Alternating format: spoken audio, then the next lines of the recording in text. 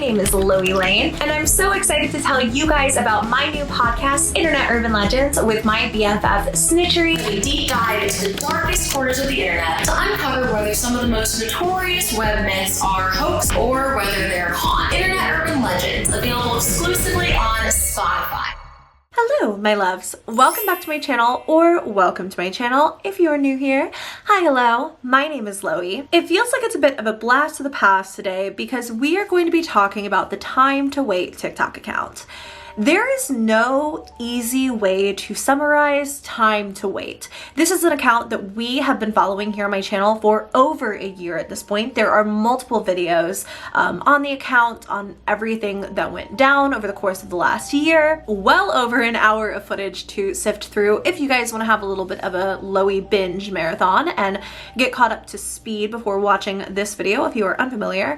But if I could put it as simply and plainly as humanly possible, Time to Wait follows a woman who moved into this small house in Arizona that seemingly is quite haunted. When she rented the house, it came with a shed that was filled seemingly with all of like the landlord's belongings that they never moved out, and chaos ensued. The person posting, who remains anonymous the entire time, we never get a name or anything for them, but the poster hears bizarre noises coming from this back shed, finds things in places that they shouldn't be, and it gets really sinister and weird and dark super quickly. But again, a lot of information to go over that I could not begin to summarize here. That to say, that is the quickest explanation I could possibly begin to give to you. So this account has gone through serious phases of posting daily or multiple times a day even, then not posting anything for months, which is why it's dragged on for so long on my channel and wasn't just something we could do in 1 or 2 parts. That all to say, we are back with a lot of new information, and definitely I'm left a bit confused as to what is going to happen next. Back in December of 2020, when I last talked about this series, which can we just say that was half a year ago. December of 2020 was like 6 months ago.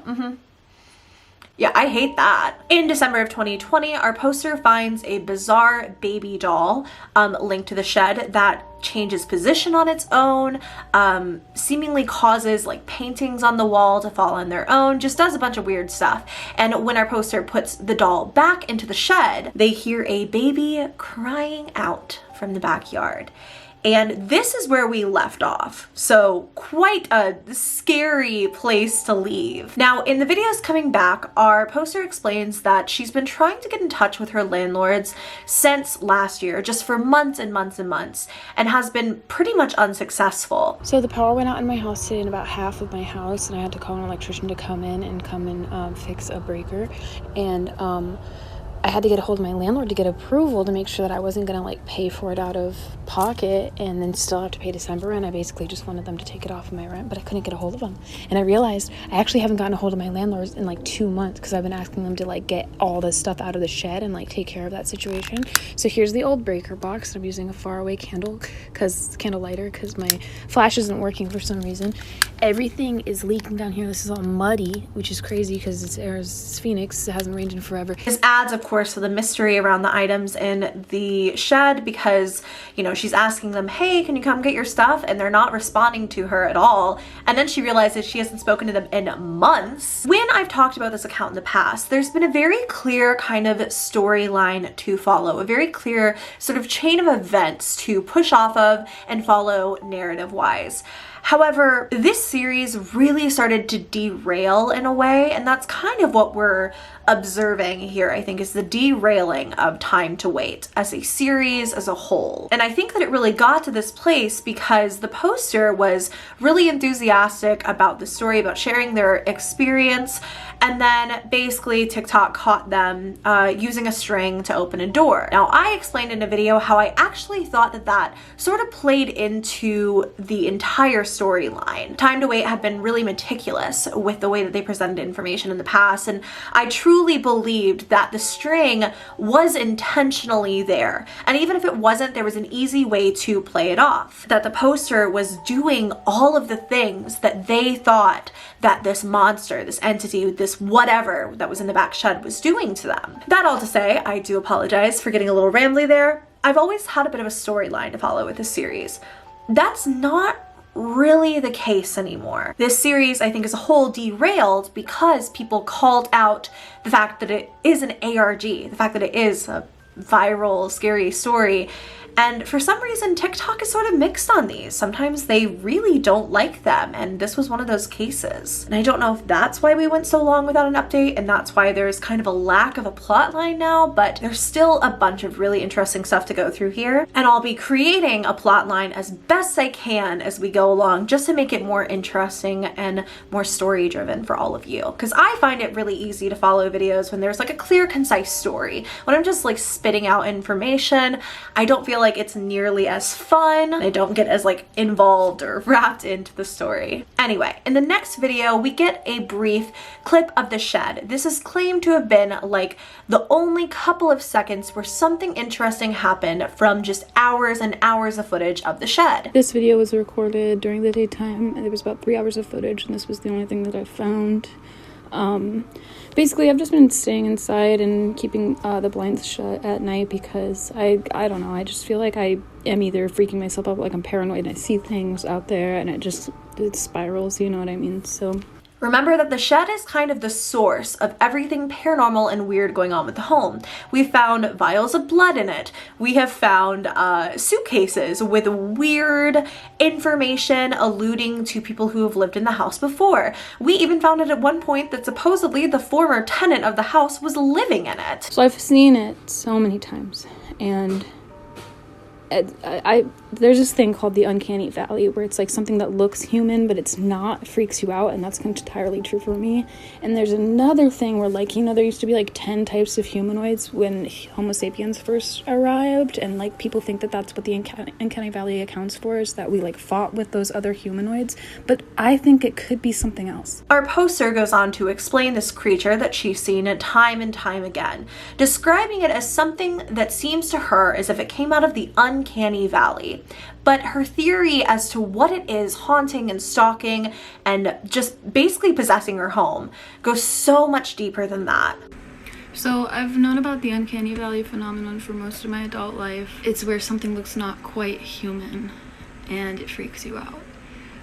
This will happen to me with certain styles of animation, stuff like that. But so the reigning theory on why we have this instinct is that back when Homo sapiens were first around, there were 9 different species of humanoid, and we likely, as a species, we looked at those humanoids, we labeled them as the other. Since this stuff started happening to me, I'm kind of beginning to, I don't know, okay, so I know it sounds crazy, but like, what if there are humanoid types that we have grown to be afraid of because of what they can do and like what they've been doing to me? She talks about how there were 9 humanoids when human beings that we are now came to be, and we would like recognize those other creatures, those other humanoid type creatures, as familiar but not quite right. And this is her theory that perhaps this is one of those that somehow survived. In following videos, we get signs that once again this entity, whatever it may be, is draining from both our poster and the house again.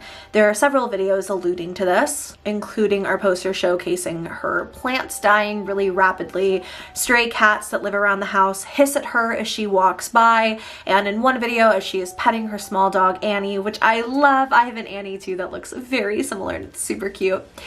In one video where she's petting Annie, her arm goes limp and her dog seems quite alarmed. A long time without any uploads from our poster ensues. And when they come back, they have a really intense story about what almost seems like sleepwalking gone terribly, terribly wrong.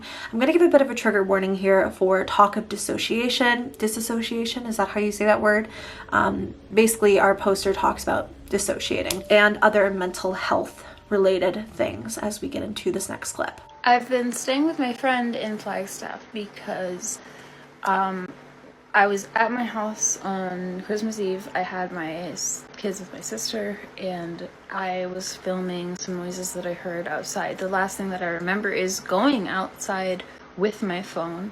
And then I came to, if you live in Phoenix, Arizona, then I was on 19th Avenue and Thomas at 3 a.m., which was about 4 miles from my house. I didn't know how I got there. I didn't have my wallet, phone, keys, nothing. I had this directive in my head, though, that I needed to go to my old house and not to it, but near it. And I couldn't recall what that meant. But when I came home, I didn't have video or photos on my phone. Everything that I had filmed that night was lost.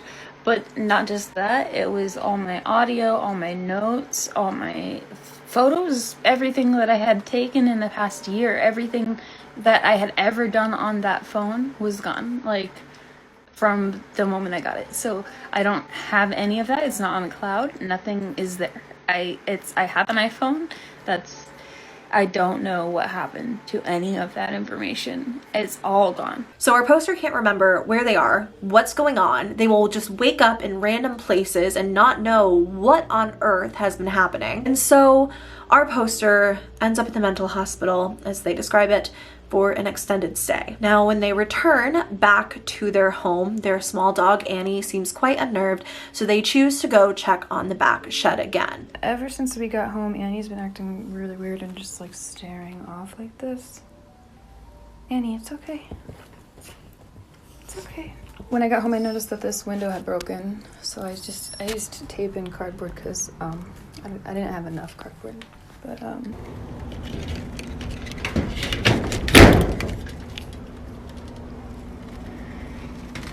what the f***? What the f***?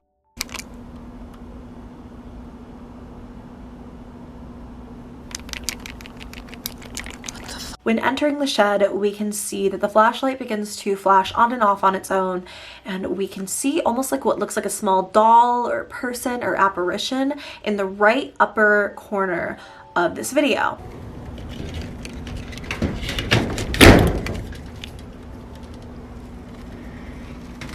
What the f***? What the f***?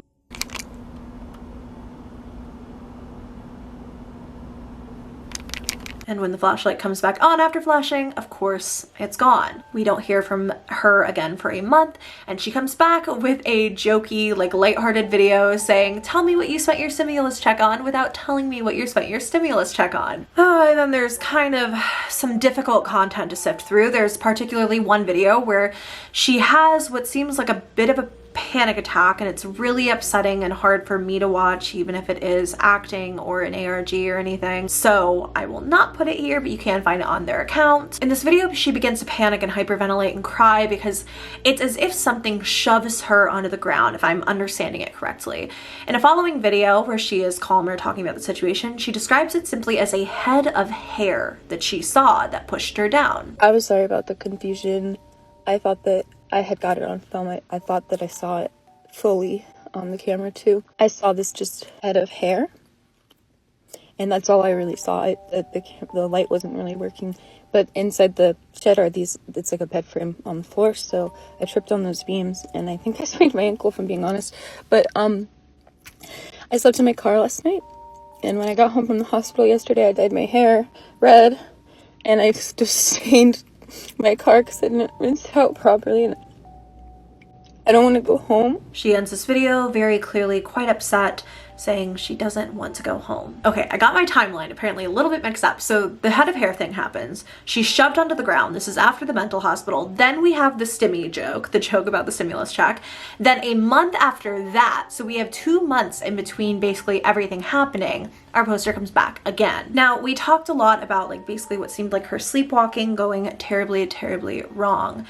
In the video that she comes back with a month later, and 2 months from her last update with whatever was happening in the house, she is very distressed, saying that she is in the car driving and she has no recollection of how she got there. I don't know how to explain or make sense of any of this right now. I am driving on the highway. I'm about an hour away from my house, and I feel like I just woke up. Like, I must have been driving for over 6 hours. I have a plane ticket to get me home from Texas in 3 days, and I'm in the car on my way home. I don't understand. My car is filled with trash. I don't remember getting in the car. I don't remember driving at all. I can't get a hold of my boyfriend. Everything's deleted off my phone, my text messages, my photos. I don't have any memory of doing this. So she's only an hour away from home, and she has taken a trip from Dallas, or was it just Texas? I don't even know if she said where it was. From basically Texas to Arizona. And instead of waiting for her flight, for some reason on like autopilot mode, it seemed, she just gets in the car and starts driving. Now, what I find really interesting about this is like, it's at the end of her trip and it's almost like the house was calling her back, like literally forcing her into the car on its own, like forcing her to return as early as possible. She shows in another video that this is really alarming to think about. No matter what radio station she switches to, every last one, every single one, is nothing but static and just jumbled, garbled words.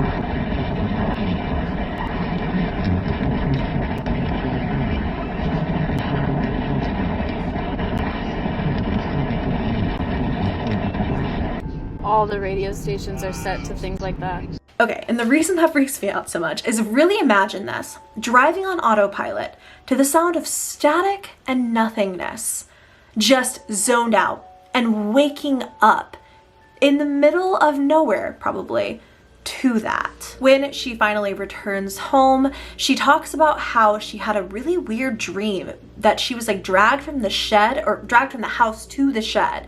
And when she wakes up, she's covered in bruises, almost what looks like a handprint on her leg.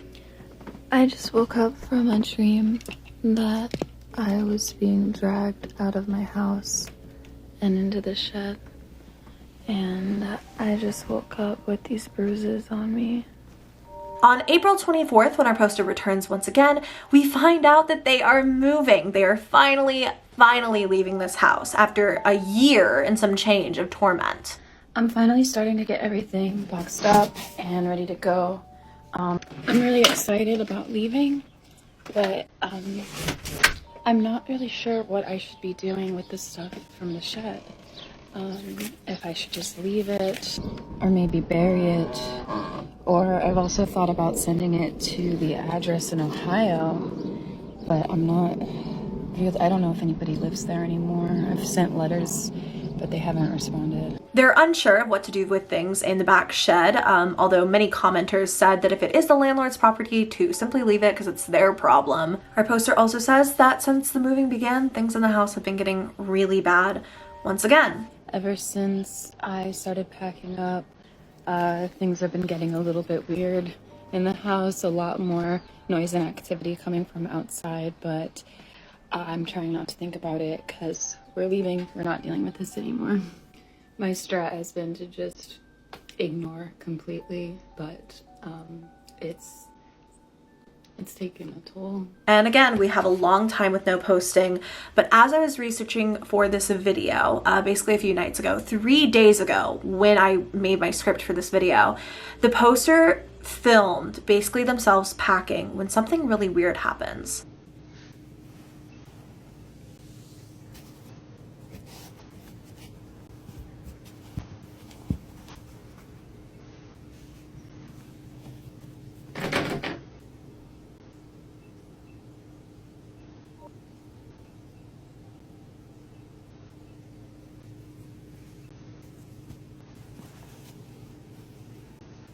We hear a knock or like some scratching sounds, just like some commotion at the back door.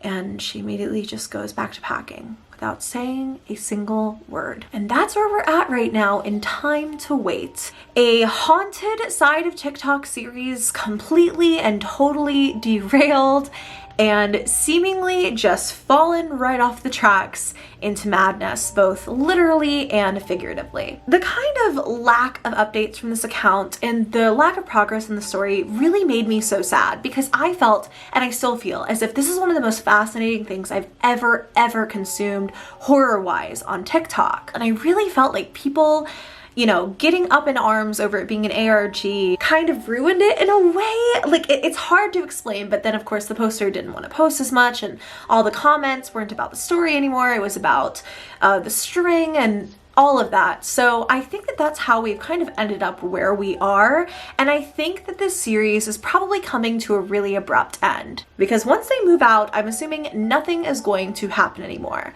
But I could also be totally wrong. So if you like this video and if you want to see more about Time to Wait from the haunted side of TikTok, go ahead and give me a thumbs up, and please subscribe to my channel if you haven't already. This is normally where I shout out the members side of my channel and give a little shout out to one of my YouTube members. However, we are still on hiatus from that as I work to get caught up on what I owe my current members before I ask you guys to join. You get it. I don't want to tell you to come hang out when I still owe my members some content. But we will be all caught up to speed soon. So once again, thank you so very much for watching. I hope you liked it, and until the next video, I will see you in my next one. Bye!